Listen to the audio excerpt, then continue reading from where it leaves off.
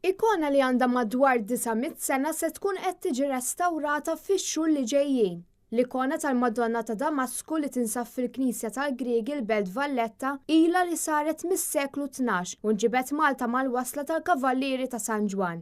Matul is-snin, din l-ikona ġabret ħafna devozzjoni fost il-Maltin u hija meqjusa bħala wirt nazzjonali. Fis-snin tas-sittinijiet l-ikona ttieħdet ġewwa Ruma fejn għaddiet minn intervent ta' restawr. Restawraturi ta' dak iż-żmien ħadmu fuqha biex tneħħiet iż-żebba minn fuqha u kixfu l-ikona li naraw illum. L-ikona issa qed tiddeterjora u bekk hemm bżonn li terġa' tiġi restawrata. Sibna li ħafna mill-kulur qiegħed jiddistakka jinqala minn mas-sapport kif ukoll il-varniċ sfar ħafna.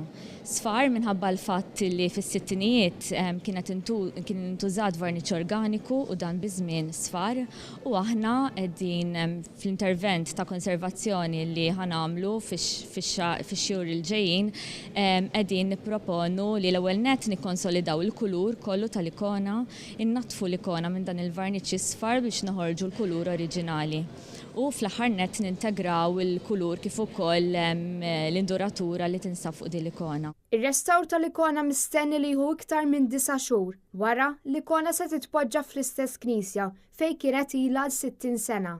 Madankollu din se titpoġġa f'post differenti biex tkun f'livell man-nies u tkun tista' tidher aħjar. Ġesu marbuta terħa ħamra